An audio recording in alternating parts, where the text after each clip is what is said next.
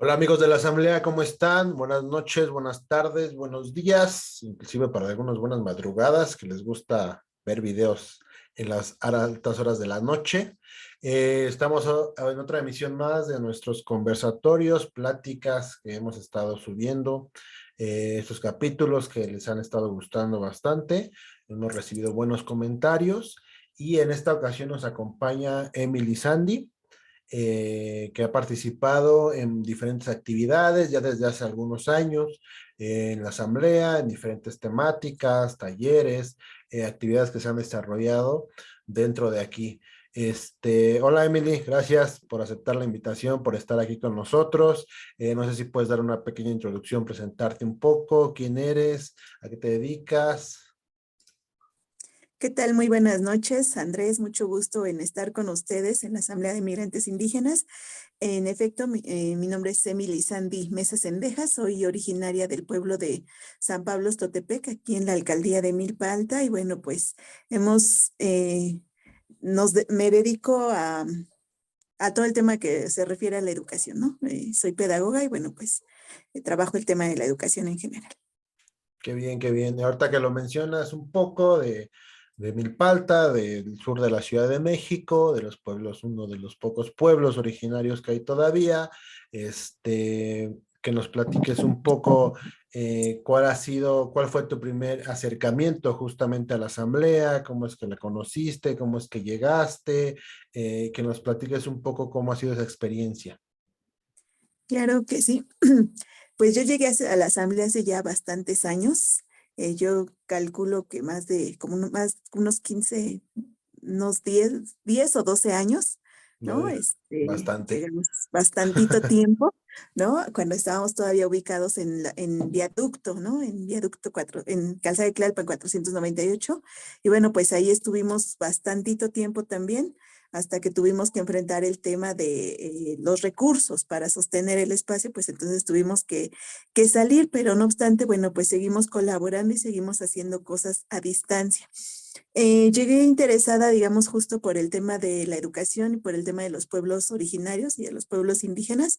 A algunas reuniones, organizamos las primeras actividades que organizamos justo con nosotros como colectivo y ya en coordinación con la Asamblea de Migrantes Indígenas, fue un curso, un taller para lo que llamábamos en ese entonces figuras facilitadoras. Aquí en la alcaldía de Milpalta, en San Pablo Totepec, dimos un taller de software libre con los aportes de Polo, de Pedro González. Y bueno, pues con ellos estuvimos trabajando un taller de software libre para figuras facilitadoras porque teníamos un grupo de mujeres particularmente, pero no era la intención que fueran solo mujeres, pero el grupo con el que nosotros trabajábamos era mayoritariamente de mujeres. Y algunas de ellas pues tenían apenas secundaria, otras tenían primaria y ninguna en general tenía el tema del uso de las tecnologías, ¿no? Entonces, dentro de las primeras actividades con las que hicimos, que coordinamos con la asamblea y como colectivo de aquí de San Pablo, fue el tema de un curso, taller sobre el software libre para que ellas aprendieran el uso de las nuevas tecnologías. Fue importante y fue padre porque fue digamos que de las cosas que favorecieron, ¿no? El trabajo que nosotros veníamos haciendo como centros educativos y favoreció tanto que las mujeres se acercaran a la tecnología, pero favoreció esta coordinación entre el colectivo que nosotros somos y los trabajos que se empezaron a organizar con la Asamblea de Migrantes Indígenas. De ahí pues se desagregaron otros temas, ¿no? U otros talleres. Entonces ya de ahí me integré con la Asamblea de Migrantes, no solo por ese tema, por otros más que igual iré platicando, pero en el caso de las tecnologías nos dio la oportunidad de diseñar un taller con el uso del software libre y para el tema del radio, que en ese entonces se hacía, eh, hicimos un trabajo diseñamos un taller para población indígena que habita en la Ciudad de México, entre ellos algunos maestros y doctores del CIESAS que participaron en aquella ocasión, para utilizar también el software libre, ¿no? Entonces ese fue un taller que desarrollamos en la Asamblea de Migrantes Indígenas. Fueron como varias sesiones en fines de semana en el que pudimos justamente platicar acerca del uso de las nuevas tecnologías, pero ligar también con el tema de la milpa, ligar también con el tema de lo comunitario, ¿no? Hablábamos en aquella ocasión de que es importante el uso de las tecnologías en la ciudad, pero también es importante que este uso de las tecnologías no sea una apropiación individual, sino que también puede ser una apropiación colectiva y donde todos podemos aportar, ¿no? Donde el conocimiento no es de una sola persona.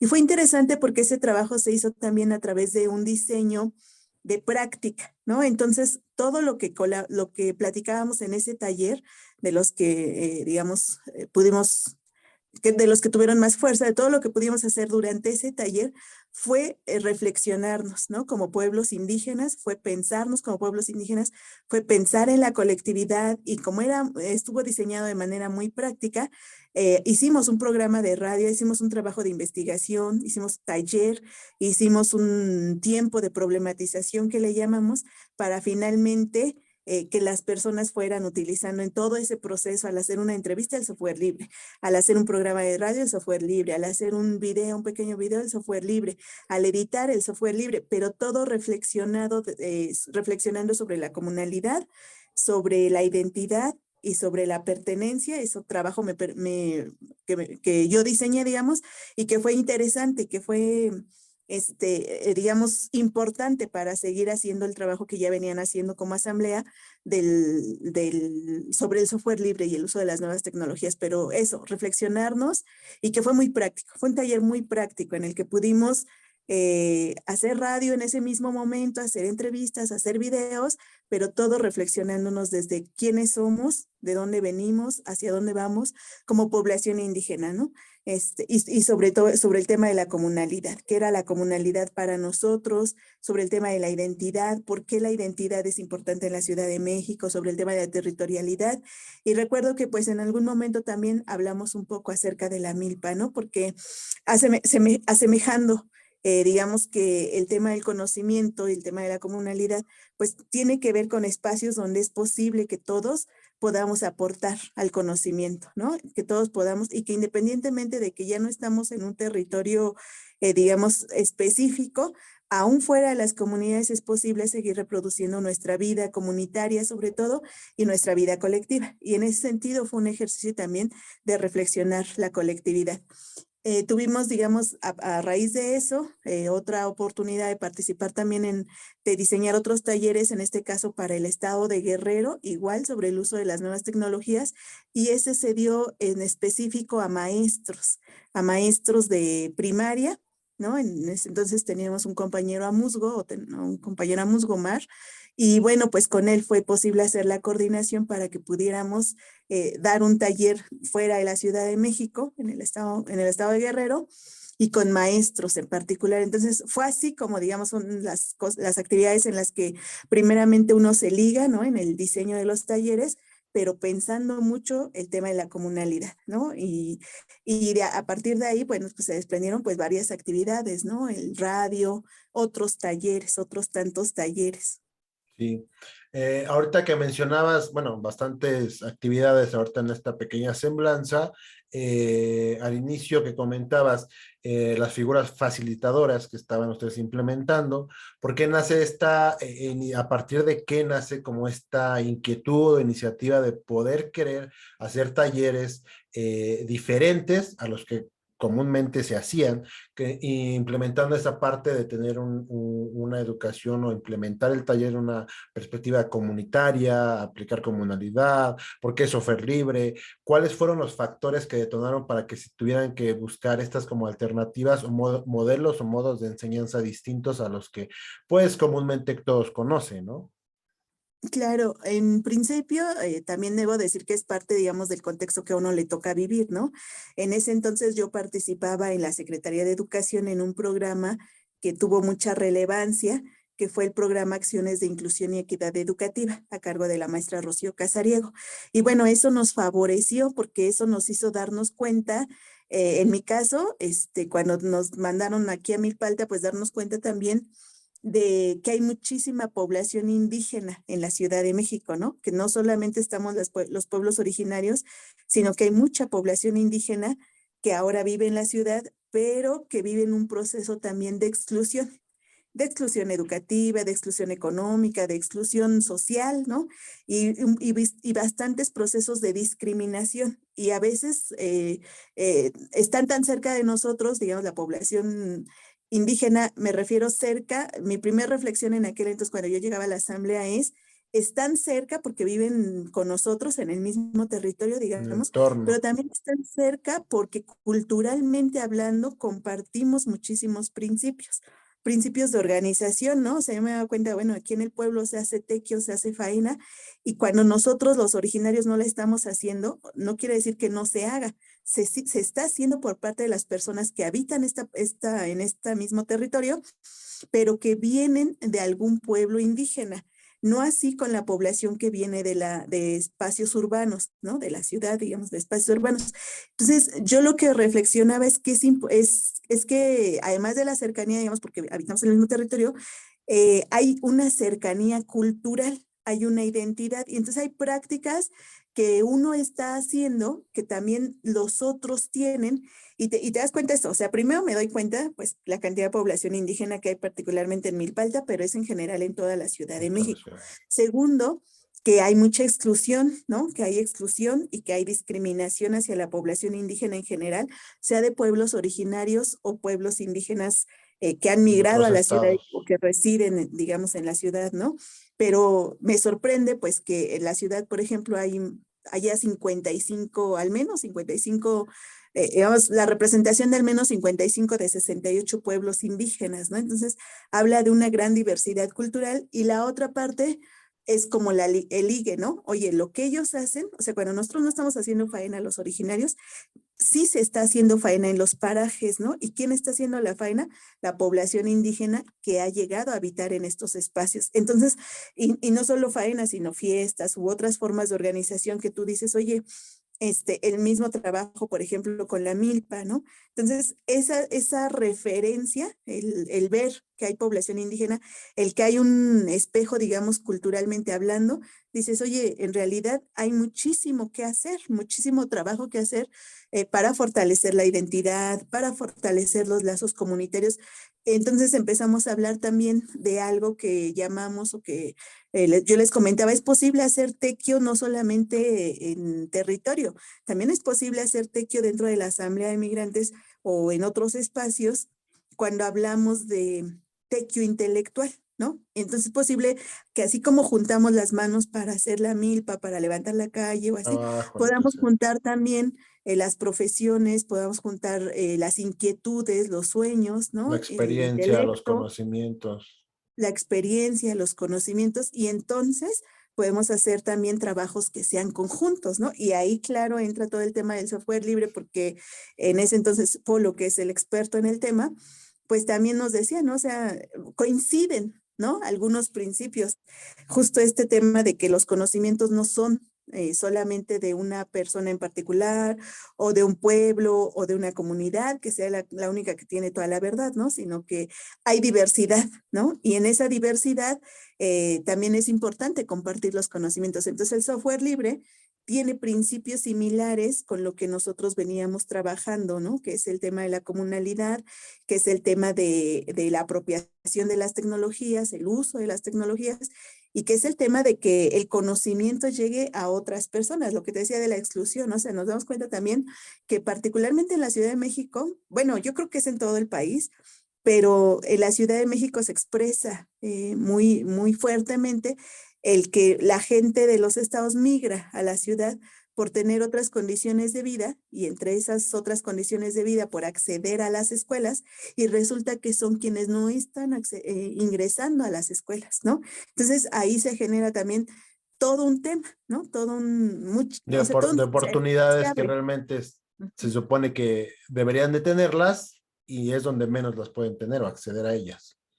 Exacto, y se supone que vienen a la ciudad para acceder a estos, digamos, a estos derechos en Espacios. realidad, a Ajá, estos espacios, y resulta que también les son negados, ¿no? Entonces era importante o es importante seguir haciendo trabajos desde fuera, ¿no? Desde fuera del gobierno, desde fuera de los programas que el gobierno tiene para poder, digamos, apoyar el trabajo que sí existe, pero que tiene como muchos huecos, ¿no?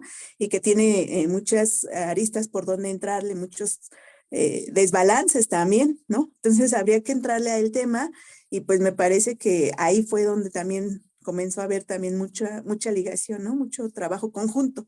Entonces, Exactamente. nosotros veníamos haciendo el trabajo desde el programa de acciones de inclusión y equidad educativa, de identificar a la población indígena, de dar educación básica, ¿no? De dar educación básica particularmente, y vamos dándonos cuenta pues que hay otras organizaciones, hay otras instituciones que también están haciendo este trabajo de manera muy fuerte, ¿no? Entonces, es una complementariedad lo que ahí se vive a partir de los principios que vemos que es posible que a pesar de la migración o a pesar, digamos, de la urbanización para el caso de los pueblos originarios, a pesar de que han cambiado, digamos, las dinámicas sociales en los pueblos, es posible seguir viviendo o seguir, digo viviendo, pero es posible hacer vigente lo que somos, ¿no? Es posible hacer vigente los principios comunitarios, es posible hacer vigente que tenemos conocimientos y que esos conocimientos pueden ser vigentes, válgase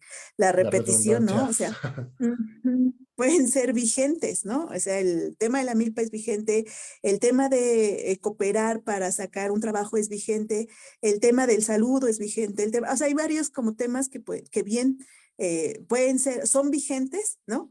Y que de repente todo este proceso de exclusión hace que no se vean, ¿no? Y entonces, bueno, pues fueron temas que nos fueron como ligando. Sí, son temas que nunca van a caducar. O sea, son temas que son necesarios. Bueno, más allá de necesarios, son cosas, tú comentabas ahorita, desde el saludo, eso va a ser vigente aquí y al final de los tiempos, ¿no? Es algo que, independientemente de lo que tú quieras, influencias tecnológicas, del lugar, la Ujú. zona, el saludo es una parte importante justamente de esto. Y ahorita lo que comentabas todo esto, la parte de tener un modelo de educación o de enseñanza más práctico y no solamente que sea en un aula. Comentabas la parte del software libre, la parte de la milpa, sobre todo que es muy importante y más que nada la milpa que es un modelo práctico, ¿no? No solamente es enseñarlo, decirlo, relatarlo, explicarlo, sino también vivirlo y que sea complementario de la parte de lo teórico, ¿no? Esta parte de retomar la milpa en zonas, digamos, pues, en donde estás tú habitando, que es Milpalta, pueblos originarios, ¿cómo impacta esa parte de que adaptemos a las diferentes etapas donde estamos plantados ahora? No Ujú. estamos en las mismas condiciones de como estábamos hace 15, 10 años. Obviamente van avanzando, van cambiando ciertas cosas, pero siguen vigentes y se van adaptando, condicionando a los momentos que estamos. Pero en la parte de la milpa, ¿cómo influye este cambio de enseñanza hacia las, pues, docentes? Había comentado docentes, maestros, pero inclusive también alumnos, estudiantes. ¿Cómo influye de manera positiva o negativa o de la manera que influya este modelo de enseñanza práctico, en particular en el caso de la milpa? Ujú. Pues mira, es muy importante, ¿no? Decir un poco el tema del software libre tiene que ver con la apropiación tecnológica, ¿no? Con que no solo un grupo de la población tenga acceso al uso de la tecnología, con que no solo, y estoy hablando también que hace 10 años todo eso lo reflexionábamos, ¿no? Entonces, con que no solo ciertos grupos sociales tengan acceso a la tecnología, sino que sea un tema de derecho, ¿no? Sea un ejercicio de derecho el poder ser alfabetizado, ¿no? En los medios tecnológicos, el poder utilizarlos, por ejemplo, sabemos que el uso del teléfono celular, pues ya está más generalizado de las computadoras, ahora con la pandemia, pues ha tenido que generalizarse y seguramente les ha generado tanto a maestros como a estudiantes, a los papás, a la población en general, pues un reto, ¿no? Poder acceder, primero acceder a ello y A un segundo poder dispositivo. manejarlos. Y sabemos que son como muy intuitivos y entonces pues el manejo ha sido como muy fácil, ¿no? Pero también es cierto que sigue habiendo digamos, un analfabetismo digital muy fuerte y que es importante, ¿no? Que las personas en general puedan acceder. Entonces, tiene que ver con esto, con que el acceso a los medios y a las tecnologías, a los medios digitales y a las tecnologías, pues sea para todos y para todas, ¿no? Para la población indígena, lo mismo que para la población no indígena, y que también sea un canal, digamos, por medio del cual se transmite lo que nosotros conocemos, lo que nosotros sabemos, por medio del cual se pueda expresar y valorar lo que son los pueblos indígenas, porque también los medios de comunicación tienen una visión sobre lo que es sobre lo que son los pueblos indígenas, o que está muy folclorizada, o que definitivamente es un ejercicio de discriminación muy fuerte. Y en ese sentido, también nosotros lo que pensamos es que los medios tecnológicos pues deben utilizarse para fortalecer las identidades, la pertenencia, para hablar de los conocimientos de los pueblos indígenas, que hacerlos vigentes, y para decir que son tan importantes como los de los pueblos no, o la comunidad no indígena, ¿no? Pero que son muchos años, o sea, es una cultura, ¿no? Y las culturas no se hicieron De la de la noche a la noche a la mañana. mañana. O sea, son milenarias y en ese sentido tienen muchísimo conocimiento, y ese conocimiento también tiene que favorecerse, que se hable de él en estos medios, ¿no? A través de estos usos de la tecnología. Entonces, tiene como varias aristas. Uno, tiene que ser un derecho el acceso a toda la población indígena y no indígena a los Medios medios digitales, tecnológicos, tiene no que ser como digitales. más y digitales, tiene que ser como más democrático, ¿no? La otra, pues tiene que favorecer, o en este ejercicio justo de no discriminación, pues tiene que favorecer el reconocimiento de los pueblos indígenas que habitan en la Ciudad de México, y espacios donde se haga valer la cultura, ¿no? No sea solo folclórico, no sea de discriminación o de burla, porque sabemos que tú ves muchos programas de población o temas de población indígena en los medios y terminan siendo de burla, Sí, ¿no? en O los de medios discriminación. tradicionales, Entonces, exactamente. exacto, entonces nosotros también hemos hecho una lucha fuerte, digamos, porque sea un espacio de manifestación de la cultura, de permanencia, de ser vigentes, ¿no? Y de que sea un medio por el cual se puede expresar el conocimiento y la cultura de los pueblos. Entonces, y eso es mucho que en realidad no lo podríamos decir en un solo programa, ¿no? Ahí tenemos que hacer Sí, como no, no da, varias no cosas, da. pero, ajá, pero bueno, pues finalmente ese es uno, ¿no? Y el otro que tiene que ver justamente con lo que tú dices de esta idea de hacerlo práctico bueno, perdón, es que estoy tratando de ligar con lo que me decías de la milpa, ¿no? Ujú, sí, sí, El sí. otro punto es que también reflexionamos que aunque logremos usar, digamos, las tecnologías y demás, son tan importantes como los conocimientos acerca de la Tierra, ¿no?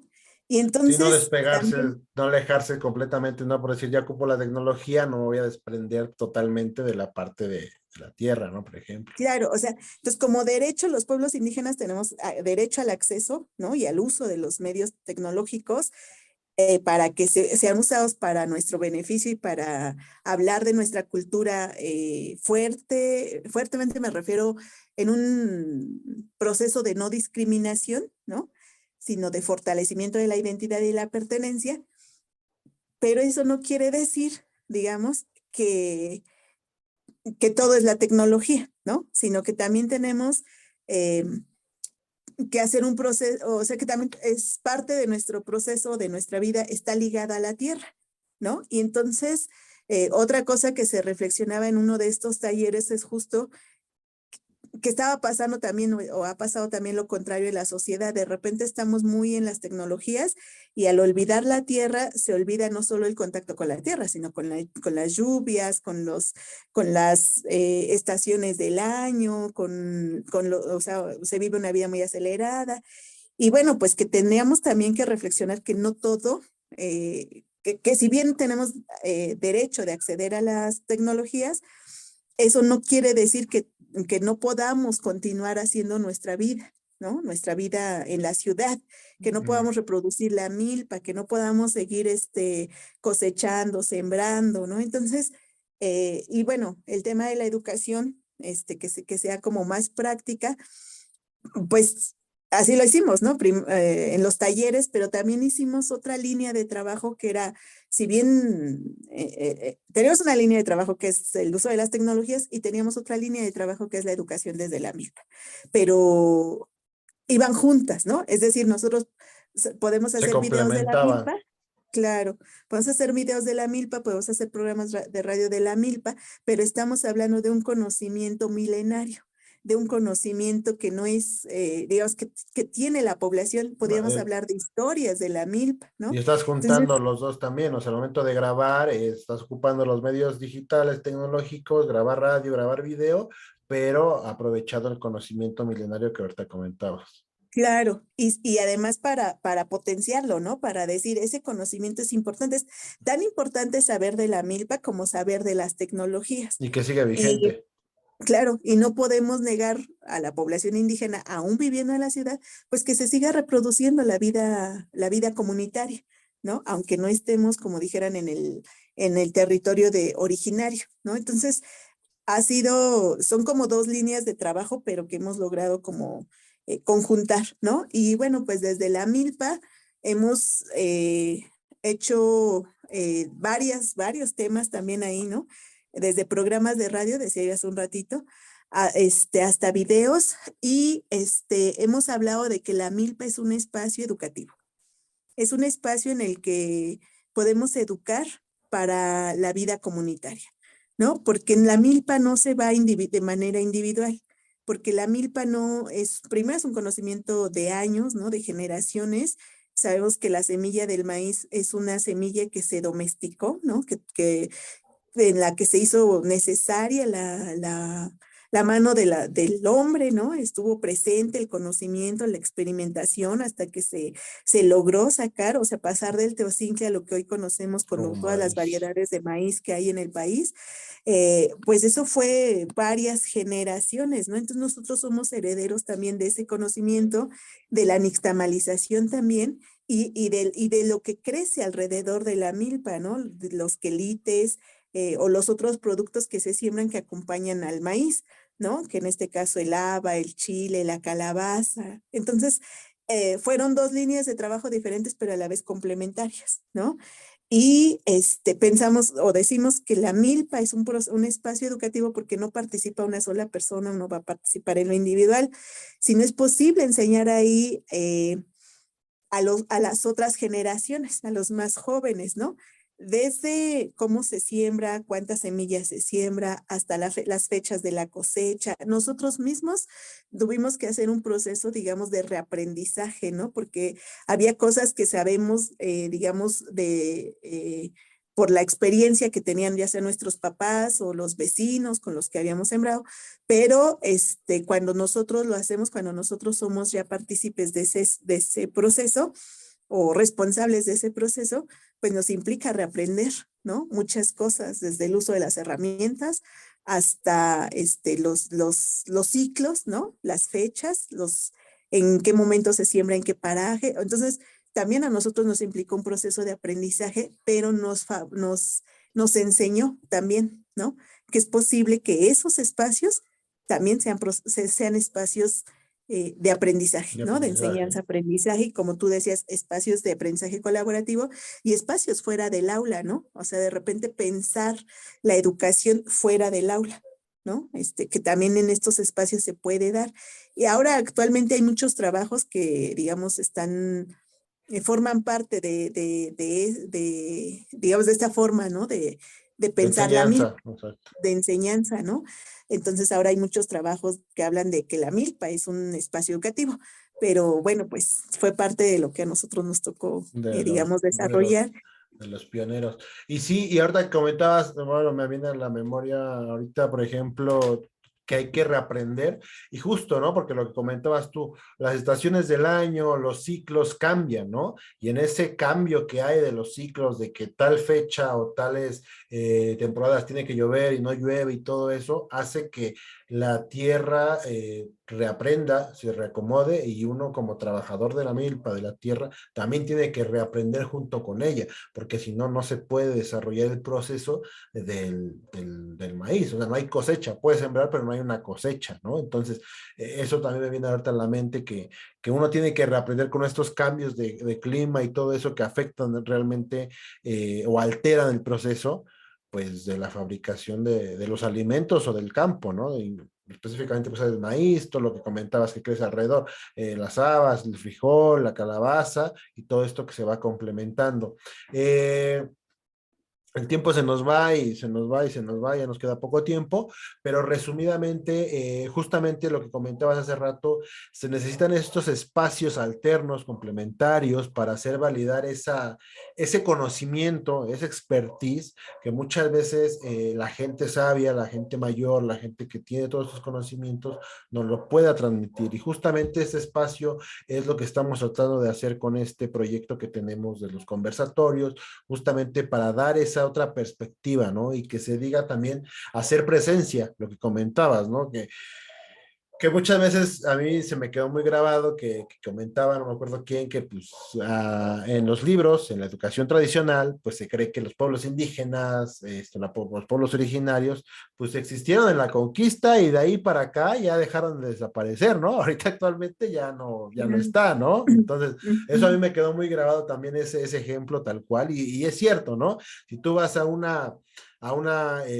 papelería, pides una monografía de pueblo maya, tolteca, olmeca o pueblos indígenas, te aparecen de hace 500 años. No hay una así actualización. También es. por eso igual uno de los proyectos, y ya tuvimos de invitado a este Daniel, que trabajó las tequiografías, que también estuviste ahí, y también, bueno, has estado también, ahorita me acordé de los libros, que aquí tenemos tu Sí. relato también, de los proyectos de uno de tantos que participaste. Entonces, que justamente menciona todo eso, ¿no? Entonces, seguimos Ujú. vigentes, y eso sí hay que recalcarlo mucho porque, insisto, se piensa que no existimos, que ya no estamos, en un modelo de adaptación también, porque los cambios tecnológicos, los avances tecnológicos también influyen mucho en cómo uno los puede percibir como para bien, en una herramienta, en una complementariedad, como lo comentabas hace rato, ¿no? Es decir, cómo me apropio de la tecnología y cómo esa apropiación lo puedo ocupar para poder seguir haciendo exponenciar ese conocimiento de la milpa, de la lengua, de la cultura, de las tradiciones, de la comida también, que es muy importante, del sentir, del pensar, de cómo ver la perspectiva de vida, ¿no? Que muchas veces eso también influye bastante, ¿no? Entonces, estos medios son los que tratamos de hacer para que podamos rescatar todo eso, aprovecharlo, y ahora que podemos, ¿no? Que también se puede. Y digo, se puede, entre comillas, porque como tú dices, ¿no? La pandemia nos brilló a los medios tecnológicos, un celular, una computadora, pero hay que ser claros que no todos al día de hoy, no se tiene ese acceso. Entonces, Claro. por más que yo diga, no, pues yo tengo una computadora, un celular, me conecto con alguien para que me platique, pues la otra persona a lo mejor todavía está exenta de esa herramienta tecnológica para que pueda tener el contacto con ella, ¿no? Entonces, ese hay que abarcar. Claro. Y como comentaste hace rato muy bien, o sea, son diferentes temas, vertientes que nos llevarían varias horas platicando, pero, o sea, ahora de las horas no nos preocupamos, justamente son estos espacios para poder ir viendo brechas, canales de comunicación, para empezar a colaborar. No solamente es que estemos aquí hablando nosotros, sino que otras personas que igual lo estén escuchando y sientan el mismo sentir, quieran colaborar, quieran participar, ir uniendo, haciendo lazos, relaciones, para que esto lo podamos exponenciar, desde luego, ¿no? Claro, claro, Andrés, dices un montón, como dices, nos hace falta como más programas, pero es importante que hagas esta invitación, porque justo como lo hacíamos hace algunos años o como lo hemos venido haciendo, porque de mi parte, digamos, soy parte de un colectivo, entonces en el colectivo hemos hecho también radio, ¿no? Nosotros teníamos un programa que se llamaba Voz de mi Pueblo, ¿no? Y es importante seguir haciendo este tipo de programas porque nos permiten reflexionar, ¿no? Sobre muchísimas cosas, sobre nuestras historias, sobre nuestra identidad, sobre nuestros derechos, sobre nuestra pertenencia, sobre nuestra vigencia, sobre nuestra presencia como pueblos en la ciudad, ¿no? Y eso me hace recordar que justo parte de lo que nosotros decíamos es que la población indígena en la ciudad y en general la población indígena en la actualidad somos indígenas del siglo XXI, ¿no? Es una frase que constantemente se mencionaba en la asamblea, indígenas del siglo XXI, y que tiene que ver con esto que decías, o sea, no significa, también había una perspectiva hace algunos años, creo que ha ido cambiando, pero existía una perspectiva de que la población indígena existe solamente en los espacios rurales, en la sierra, ¿no? Y entonces no hay, se negaba, digamos, con esta visión, se negaba la presencia de la población indígena en la ciudad, o sea, se invisibilizaba, ¿no? Entonces, todo el proceso de migración, y además no solo de migración, sino de estar en la ciudad, no se veía, ¿no? Y entonces, por eso se sigue perpetuando, digamos, el tema de la discriminación, ¿no? No nos interesa atender en el tema de educación las lenguas indígenas o maestros o formar maestros en lenguas indígenas para que puedan atender a los niños en sus propias lenguas en la ciudad, porque no vemos que existan aquí la población indígena. Ha ido cambiando esa visión, ciertamente ahora tenemos maestros interesados en aprender la lengua o en que se les dé por parte del gobierno un intérprete para poder trabajar con niños mazatecos o mixtecos que están en los preescolares o en las primarias, y entonces ahora ha ido cambiando, ¿no? Dicen, oye, sí es cierto, o sea, también tenemos población indígena en la ciudad que tiene que ver con lo que tú decías hace un rato de que a veces se piensa que pues nada más fue población esto, o sea, o están en los estados o ya murieron, ¿no? O sea, ya no hay nahuas actualmente en la ciudad, y la realidad es que en la ciudad hay muchísima población indígena y en todo el país, ¿no? O sea, que no son, ahora sí lo voy a decir así, pieza de museo, ¿no? Sino que existimos, o sea, estamos vivos, ¿no? Bueno, podemos hablar de un montonal de ejemplos en donde se advierte la discriminación, ¿no? Un niño preguntaba alguna vez, oye, las personas que vienen, ¿qué lengua hablan? ¿Inglés? O sea, porque es lo único que tenemos de referencia, siendo que somos mexicanos y que somos parte de estos 68 pueblos indígenas, y nada más pensamos que la otra lengua que se puede hablar, pues es el inglés o el francés, y olvidamos las 68, las 364 variantes lingüísticas que hay, digamos, a nivel nacional, y eso lo vamos olvidando, ¿no?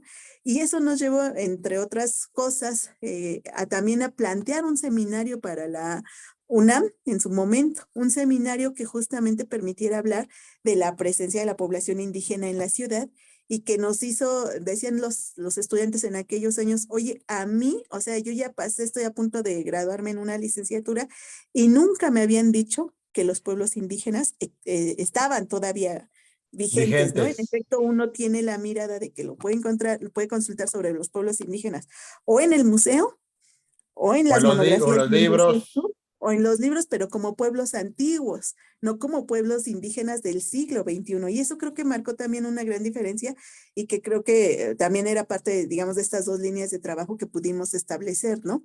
El tema de las el uso de las tecnologías, la apropiación y uso de las tecnologías, y el tema de la milpa. No son los únicos trabajos que hemos desarrollado, ¿no? Hemos desarrollado, justo ahorita que veía los libros, digo, híjole, cuántas cosas, ¿no? La presentación de los libros, ¿no? El haber hecho justo empezar con un conversatorio y con presentaciones de libros, nos llevaron